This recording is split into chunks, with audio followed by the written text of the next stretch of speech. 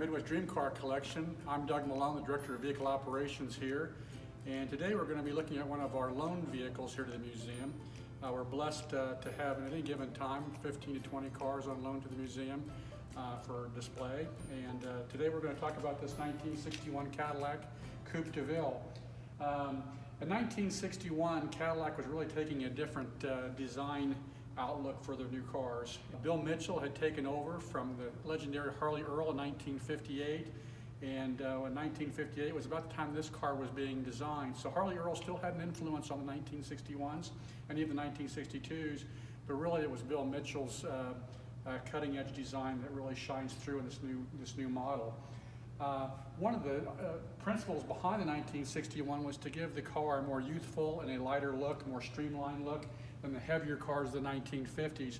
We all know the 1959 Cadillac with the gargantuan huge tail fins on the back and the big massive bumpers and tons and tons of chrome. Well, Bill Mitchell liked the more clean look of a car and the more chiseled look. The 1961 kind of gained some of its features from the Cadillac Cyclone concept car, as well as the Firebird 3 concept cars. As we walk around the car here in a little bit, I'll point out some of those features that followed through from those concept cars. But anyway, let's get a little bit of a look at the car, some of the things that changed for 1961. The car was a little bit shorter, a little bit lighter than the previous model years had been. The main difference on the 1961 Cadillacs was a completely different appearance in the front grille of the car. Now this was kind of controversial at the time because it almost looked a little bit Chevrolet-like, but it is a very clean-cut line car and really an attractive looking car.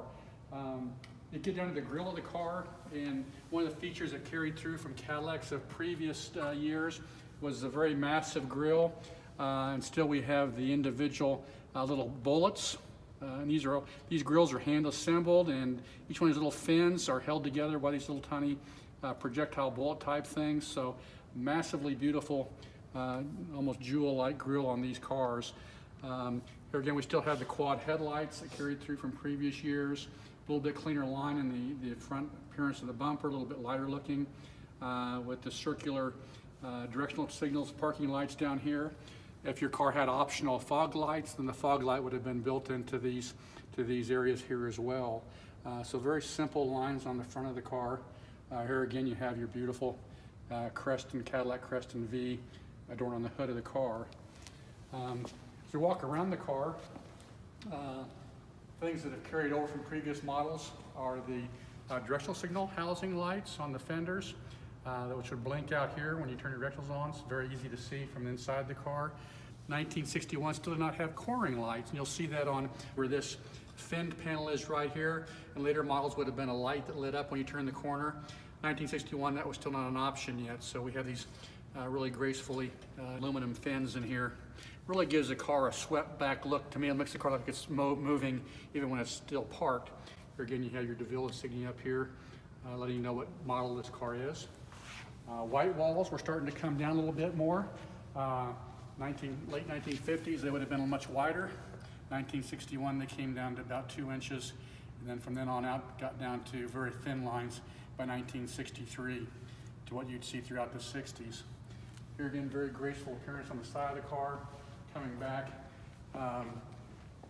Tail fins were starting to come back down by the 1960s, and by 1964, the last of the fins would be on the Cadillacs, so 1965 they were gone.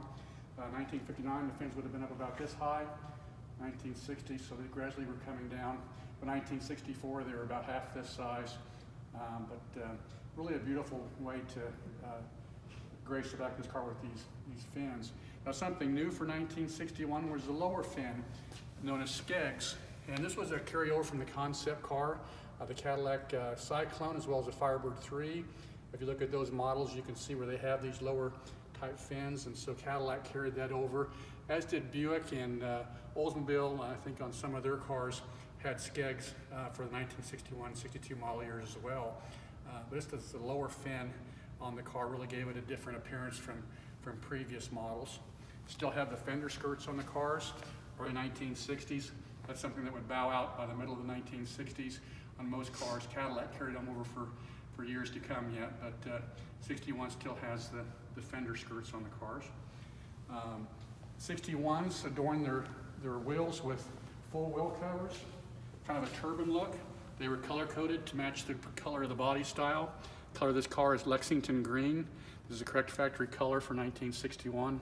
Again, you have the Cadillac crest on the center of the wheel disc. And you still have bias ply tires. Something else, you still have a 1961 or four-wheel drum brakes, no disc brakes yet on Cadillacs. So a very heavy car being stopped by drum brakes. Walk around to the back of the car. I guess I should pause here for a moment. We look at the whole shape of the roof on the Coupe De Villes in 1961. Really became, the seat pillar became really thin, very large, massive rear window. These cars later became affectionately known as bubble top cars, mainly in the Chevrolet models. But this is kind of the same principle behind the Chevrolets, Cadillacs, this design type on the Coupe De Villes, what they're known as bubble top. 1962, the seat pillar would get much heavier on some of the Coupe De Villes, but the 1961 had the very thin pillars. Come back around behind the car. Here again, very clean lines. Here again, jet-inspired design features. Here we have the tail lights down here, as well as the tail light up here in the fin blade. But you have your directional signals and your backup lights in here. Here again, you can see how ornate Cadillac was with finishing their lights out, even with separate little chrome appliques here inside.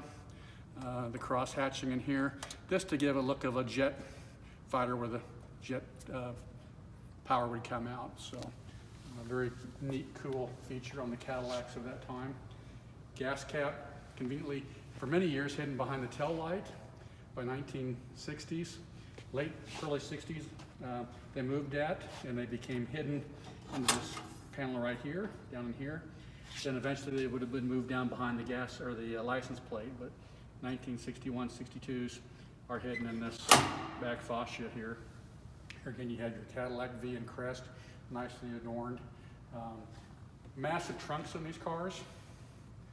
You can see in here, lots of room for luggage, golf clubs, all kinds of things. So very nicely appointed in the Cadillacs.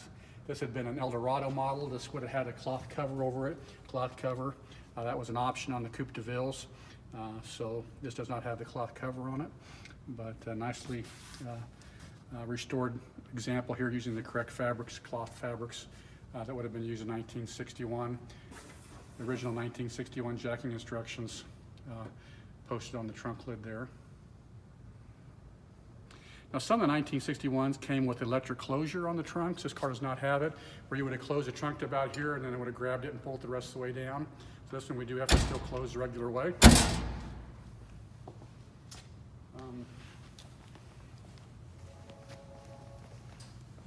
Inside the Cadillacs for 1961, now this is a Coupe De Ville model, so this is a step up from the basic Series 62, which would have been your base model in your Cadillac. So with the Coupe De Ville, you get into a lot more ornamentation, a little nicer appearance in the door panels. Coupe De Ville had power windows. That wasn't a standard feature on the Series 62. You could still have crank windows. You could also get power vent windows on these cars. This car does not have that feature, so we still have the cranked out vent window on this one. But the rest of the windows are power, as you can see here. This is your mirror adjuster for your outside mirror, and then your power seat switch here. It's two-way power switch on this for forward and back. You get six-way power seat switch was an option. The interior adorned on the Coupe De Villes, typically in cloth, leather, and vinyl combination. This is in a green Covington cloth with leather, nicely appointed, done correctly in the restoration. And into the back seat area, you just pull your seat up here to be able to get to the back compartment. Front and back armrest in the 1961 was standard on the Coupe De Villes. Would not have been on the Series 62 model.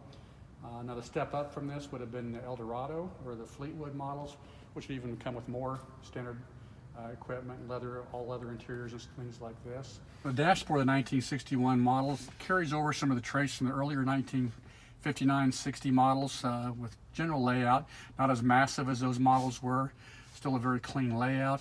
You had your strip speedometer, which was very standard back in those days on the cars.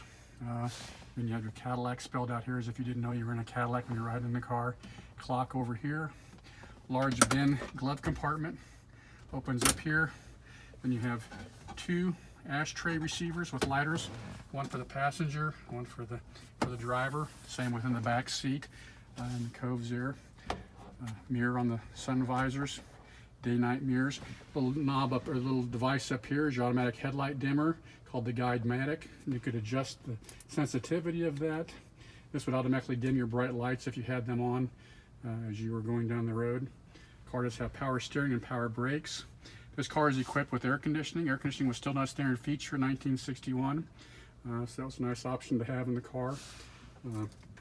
We have our radio. AM radio was still standard feature in 1961. FM was not available in the Cadillacs till 1963, even though it was out in the market. Car has standard AM radio, and it has the scan where you can just push this. It'll automatically scan to the next available station, or you can use your buttons or your turn knobs. The button over here will lower and raise your antenna out there on the outside. As you can see it coming up and going down. Your heater controls over here, separate unit over here for your air conditioning with your fan speeds. Windshield wipers and washers over here, and your light switch, and your horn buttons here in the steering wheel. You're in the center, you have your nicely done Cadillac crest center stage there. We talked about the directional signals earlier, being out there on the hood. You can see where those blink. Very easy to see them, so you don't forget to turn them off if you should do so. So anyway, let's go pop the hood and see what powers this car. 1961 engine that was in these cars is basically a carryover from the 1949 V8 overhead engine that Cadillac came out with in that year. Just a different bore and stroke to bring up to 390 cubic inches at about 325 horsepower. This car is equipped with air conditioning like we talked about earlier. So here you see the original Frigidaire A5 compressor, sealed compressor. This car still does use the R12. Over here, tucked down below, you can see the original generator on the car. Alternators did not come out on Cadillacs or any General Motors product until 1963. So we still have the standard generator correctly labeled. This tubing here is a cooling tube, and there's a little port up here beside the battery. So as you drive down the road, air can come in this tube, go back here and shoots into the back of the generator to help keep the generator cool as you're driving. Kind of a cool little feature there that Cadillac had. Here we have our horns. This car does not have the trumpet horn. That was an option on the De Ville, standard on the Eldorados, but the low and high note horns. Little dealer accessory here that you could buy. So if you ran out of washing fluid for your windshield washer when you're on the road, you could pop this out and fill it up just by simply moving the little hole here and filling it up and then closing that back over. Kind of a cool little accessory. Something else that we still see on 1961 is a single reservoir master cylinder. All the good reason to have an emergency brake just in case this fails, because then you lose your brakes. But very reliable, actually. I've had cars like this for years and never had any problem with them as long as you maintain them correctly. They're very reliable. Power steering pump you see here, oil breather and filler caps here. So just pretty basic engine. Very strong, durable engine that powered this 1961 Cadillac.